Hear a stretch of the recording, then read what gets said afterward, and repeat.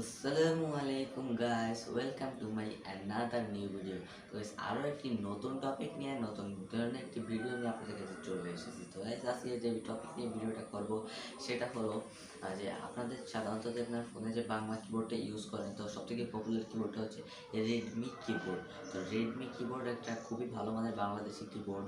তো এটা দিয়ে আপনি বাংলা বাংলা সরাসরি জাতীয় বা অভ্র অভ্র বা ইংলিশ যে কোনো একটা লিখতে পারেন আপনারা। এটা টাইপিংয়ের জন্য একটু ভালো একটা কিবোর্ড। তো এই কিবোর্ডটাতে যে তাদের যে পিছনে যে কালারটা সেটা সাধারণত তাদের সেট করে দেওয়া থাকে, black colour, grey colour, white বা ব্লু, গ্রিন, এরকম কিছু কালারটা সেট করে দেওয়া থাকে তাদের সাধারণত। তো আপনার ওখান থেকে চেঞ্জ করতে পারেন। কিন্তু আজকের ভিডিওটা যদি আপনি দেখেন তাহলে আমি বলতে পারি আপনি আপনার কিবোর্ডটা আরও সুন্দর করে তুলতে পারবেন। আপনার নিজের একটা সুন্দর ফটো, অথবা আপনি যদি ইউটিউবিং করেন আপনার একটা চ্যানেলের লোগোটা ওখানে অ্যাড করে দিতে পারেন। তো সেটা আপনার কিবোর্ডটা খুবই সুন্দর দেখাবে। আপনারা এটা করতে পারেন যদি আপনি ভিডিওটা প্রথম থেকে শেষ পর্যন্ত কন্টিনিউ করেন। তো দেখতে বরাবর মতো আপনার টিপস বাংলা ইউটিউব চ্যানেল এবং আমি জুহার সালিম আছি আপনাদের সঙ্গে।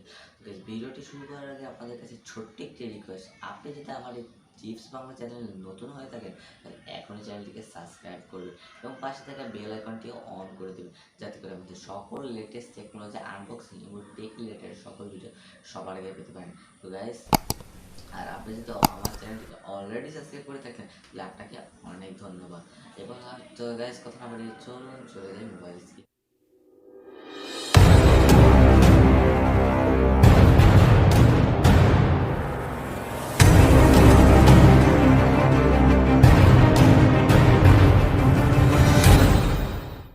তো গাইস, আমি চলে এসেছি মোবাইল স্ক্রিনে। তো মোবাইল স্ক্রিনে আসার পরে আপনাদেরকে আমি এখন একটা মেসেজে আপনাদেরকে আমার কিবোর্ডটা দেখিয়ে নিচ্ছি। আপনার কিবোর্ডটা কাস্টমাইজ করবে।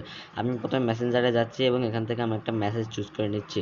তো আমি এখানে এখন একটা চুজ করে নেব। তো দেখতে পাচ্ছেন আমি একটা মেসেজ চুজ করে নিচ্ছি। তো এই মেসেজটা চুজ করে নেওয়ার পরে আমি এখানে কিবোর্ডটা অন করে দেখতে পাচ্ছেন যে কিবোর্ডটা কীভাবে একটু খারাপ লাগছে, মানে দেখতে ভালো লাগছে যে আপনারা জেনারেলি যেটা ইউজ করেন। তো র্যান্ডমলি আপনারা এটা ইউজ করে থাকেন, তো এটা দেখতে আমার কাছে ভালো লাগে না। তো চলুন এটাকে কাস্টমাইজ করা যায়। কাস্টমাইজ করার জন্য আপনাকে আপনার এই রেডমি কিবোর্ডে যে অ্যাপটা আছে, যে অ্যাপটার মাধ্যমে আপনি কিবোর্ডটা অন করেন, সেটাকে জাস্ট অন করতে হবে। তো এটার লিঙ্ক ডিসক্রিপশন বক্সে আছে। তো আপনি এখানে ফার্স্ট অফ অল এটাকে ওপেন করতে হবে। ওপেন করার পরে আপনারা এই যে দেখতে পাবেন এখানে সেটিং বলে একটা অপশন আছে। তো এটার পর ক্লিক করবেন। আপনি এটা অন করার সময় অনেক অ্যালাউ যেতে পারে। দেন আপনাদের এই অ্যাপিয়ারেন্স অ্যান্ড লেআউট এই অপশনটা পরে ক্লিক করতে হবে।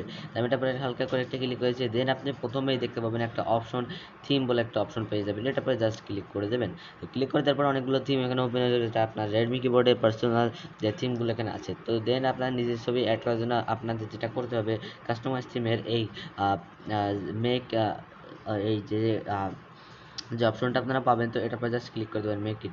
দেন আপনাদের এই এখানে আমার একটা আগে দেওয়া ছিল, তো এটা এখন আছে। তো আমি এটা অবস্থায় থাক, তো আমি এখানে আরও একটা অ্যাড করবো। দেন আপনাদের ওই সেভ অপশন অ্যাড অপশনে ক্লিক করতে হবে, গ্যালারিতে ক্লিক করবেন। আপনার গ্যালারিটা ওপেন হয়ে যাবে। দেন আপনার কাঙ্ক্ষিত যে ছবিটা আপনি আপনার কিবোর্ডটাতে অ্যাড করতে চাচ্ছেন, সেই কাঙ্ক্ষিত ছবিটাকে এখানে জাস্ট ট্যাপ করে দিন। তবে আমি আমার একটা ছবি এখানে অ্যাড করতে চাচ্ছি, যেটা আমি আগে যে কিবোর্ডটা দেখেছিলাম জিবোর্ড, সেটা আমি এটাই করেছিলাম। তো এই ছবিটা আমার ভালো লাগে, কিবোর্ডের জন্য এটা ভালো মানে। তো এখানে আমি দিয়ে জাস্ট এখানে উপরে দেখতে পাচ্ছেন এই একটা ক্রপ নামে অপশন দেখতে পাচ্ছেন, উপরে একটা ক্রপ নামে অপশন, এটা পরে জাস্ট ক্লিক করে দেবেন। তো আমি এটার পরে ক্লিক করে দিলাম। ক্লিক করে দেওয়ার পরে আপনাদের এখানে দেখতে পাবেন যে এটা ক্রপ হয়ে যাবে, জাস্ট একটু লোডিং হবে। তো লোডিং হয়ে যাওয়ার পরে আপনাদেরকে আমি এখন দেখিয়ে দেব। তো গাইজ দেখতে পাচ্ছেন, তো আমি করে নিয়েছি। করে নেওয়ার পরে আপনারা এই যে দেখতে পাবেন এখানে এই যে একটা অপশন, এটা দিয়ে আপনি ব্রাইটনেসটা বাড়াতে কমাতে পারেন। তো আমি ব্রাইটনেসটা একটু কমে বাড়িয়ে দিচ্ছি। তো আপনি যদি এই বর্ডারটা যেখানে দেখতে পাচ্ছেন যে আরেকটা বর্ডার অপশন, কি বর্ডারের পরে ক্লিক করে এটাকে করে দেন, তাহলে আপনার ব্রাইটনেস হালকা একটু কম বা হালকা একটু যায় এমনভাবে রাখবেন যাতে কীগুলো দেখা যায়। তো এই সেটিংটা একদম পারফেক্ট আছে। এটা দিয়ে আপনি এটা খুবই সুন্দর, মানে এটা খুল মানে দেখতে লাগছে। তো এটা পরে জাস্ট আপনি এরপরে কি বর্ডারগুলো আপনার দিতেও পারেন। তো আমার কি বর্ডার ভালো লাগে না। দেন আপনাদের এই সেভ অপশনটা পরে ক্লিক করে দিতে হবে। তো আমি সেভ অপশনটা পরে এটা ক্লিক করে দিচ্ছি। সেভ অপশনটার পর ক্লিক করে দিলাম। তো এরপর আপনাদের দেখাচ্ছে তো দেখতে পাচ্ছেন নিচে আমার এটা সেভ হয়ে গেছে। তো সেভ হয়ে যাওয়ার পরে এটা অ্যাপ্লাই হয়ে গেছে। যে আপনাকে আবার আমি দেখিয়ে দিচ্ছি।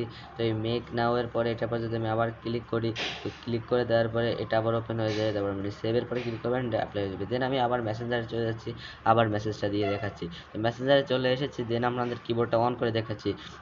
দেখতে পাচ্ছেন আগের কিবোর্ডটা আর এই কিবোর্ডটার মধ্যে কত তফাৎ। এই কিবোর্ডটা কত কুল দেখতে, একদম এত সুন্দর একটা কিবোর্ড। আপনি দেখতে পাচ্ছেন এটা আপনি নিজেই কাস্টমাইজ করে নিতে পারেন।